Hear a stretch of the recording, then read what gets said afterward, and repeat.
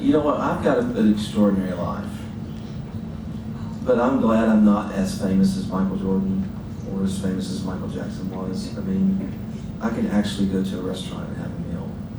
You know, I can walk around my street in Franklin, Tennessee, or walk in any other city, and nobody says anything to me. There's a lot of people out there who have no idea who I am. What's wrong with it? So and I like that, and that's to me, if you would, other than touring and world tours and making records and all that, if you could be a fly on the wall at my house, you would find me to be a very, very normal, somewhat crazy person that loves life and feels I've never felt better in my life. And I love being a granddad. And when all the adults are having a conversation in one room, I'm wrestling in the other room with all the grandkids. You know, so it's a pretty normal life, but there's probably some things that are maybe not as normal as jetting around the world. But you know, I don't want to be a rock star. I did a long time ago, but as you get older and mature in the faith, you start to realize it's not about you. So we all can be friends then. We can be friends. We are friends. You're forever.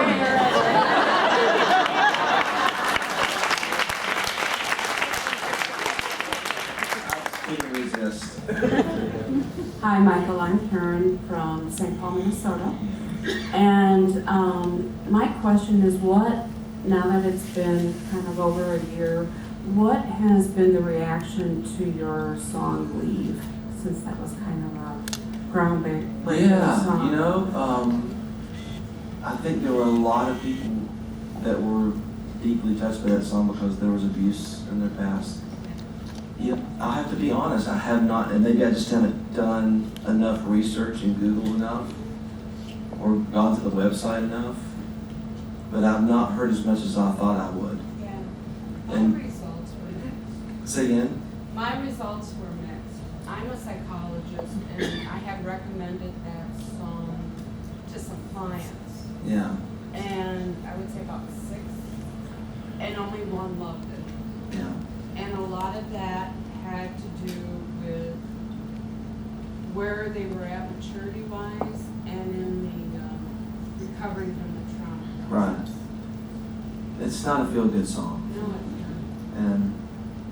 But I really felt like I was supposed to put it on the record. And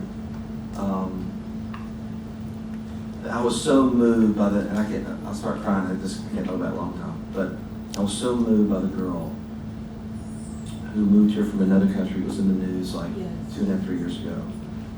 And she moved to, I forgot what state it was, and she was bullied. They just bullied the heck out of her until she just for some reason couldn't deal with it and went home and hung herself. And it broke my heart. It just devastated me. For some reason, that girl, and seeing her picture, just wiped me out. And I just walked down the back porch with my guitar and wrote the music in 3 minutes and knew exactly what the song needed to be about. And it just a prompting in my spirit. I need to put it on the record. I'm taking a risk because it's some people might have to just skip that song, but I still feel like I did the right thing. You might find the result. It could be 20 years down the road. You might find an influx of just people going, wow, thank you for that song. Yeah, thank you. But thanks for that question. Hi, Michael. Hello. I'm Pam from Wisconsin. Yeah. Where we voted well. Yes, you did vote well.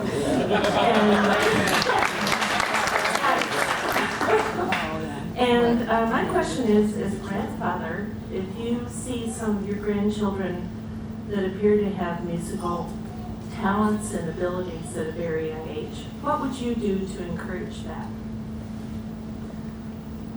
I would listen and play music with them as much as I can. I don't really highly recommend my occupation.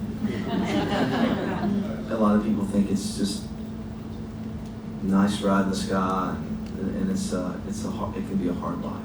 So doesn't mean you can't just be a musician, you know. But yeah, several of my grandkids are showing signs of brilliance. I'm not saying that because they're my grandkids. But when you have and they're all, I speak to every one of them, but when you have two, like my 2-year-old Smith, you know, when he's playing drums to music and he's playing in time on a drum kit, I mean, it's just like, oh my gosh. And he plays the guitar and stepping in time.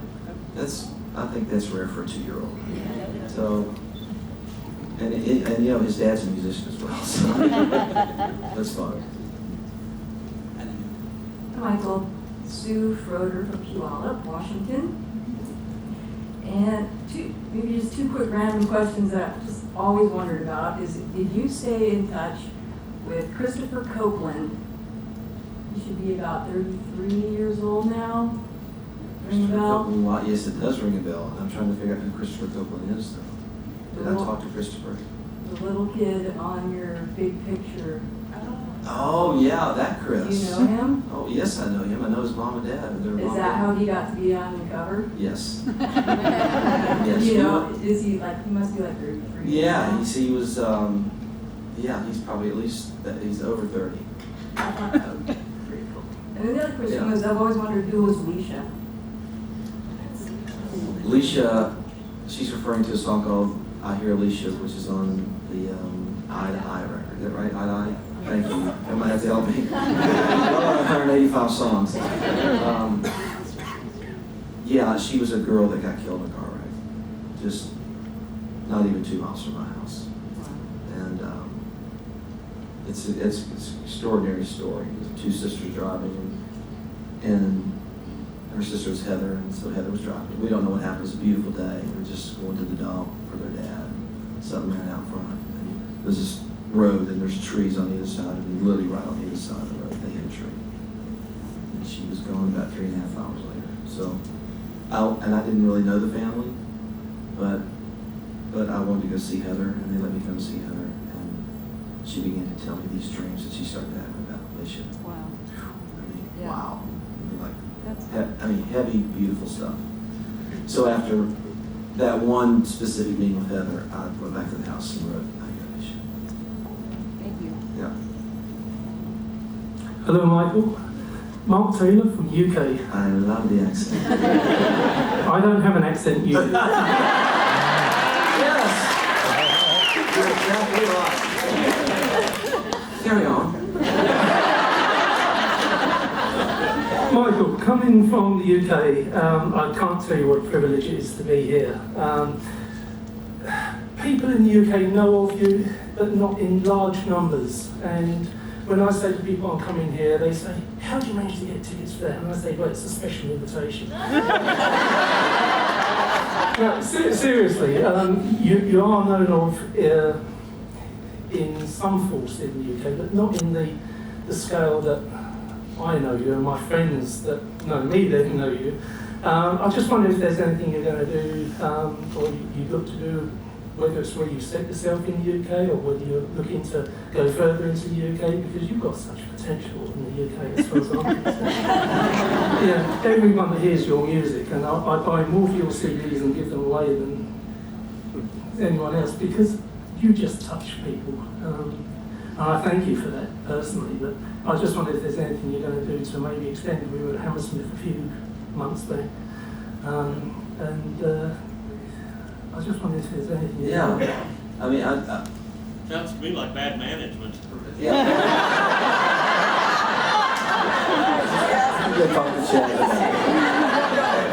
You know, there really is a real concentrated effort by all of us, and Jazz, and we feel like international is really sort of the big thing for me. I feel like there's so much, I think even more favor on me out of the country than in the country. We find ourselves in Budapest and Latvia and Eastern Bloc countries, and they're coming out in droves, and they know every word to every song, especially the worship album. And and I think we just need to continue to sow into the UK, and I think we need to come other places other than London, you know. And we might come, it might only be 500 people, but I think it just takes an awareness, and we just need to sort of sow into the land. I think it's what's going to take. and probably your biggest Christian band there